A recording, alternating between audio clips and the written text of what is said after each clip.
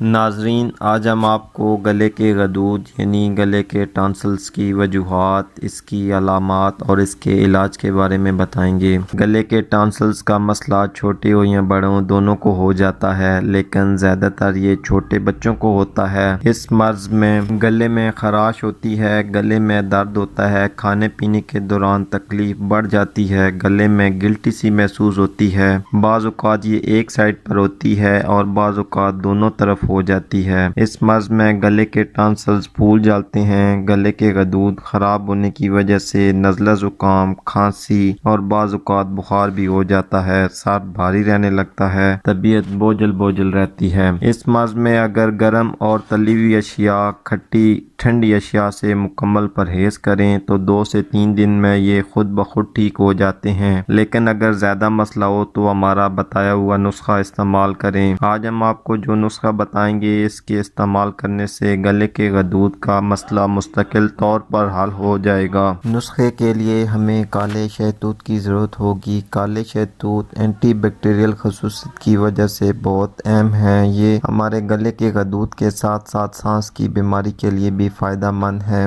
اگر روزانہ 10 سے 20 دانے کالے شہتوت کے کھا لیے جائیں اور مسلسل 10 دن استعمال کریں، گلے کے غدود سے مستقل طور پر نجات پا سکتے ہیں۔ اگر کالے شہتوت نہ ملیں تو کرشی کا توت سیاہ گلے کے لیے بہت ہی مفید ہے۔ کرشی کا توت سیاہ لے کر چھوٹے بچوں کو آدھی چمچ، بڑے بچوں کو 1 چمچ شہد کی طرح چٹا دیں، سے گلے کے غدود فوراً ٹھیک ہو جائیں گے۔ امید کرتا ہوں آج کی ویڈیو آپ کے لیے فائدہ مند ثابت ہوگی۔ اسی کے ساتھ اجازت چاہتا ہوں۔ اللہ حافظ۔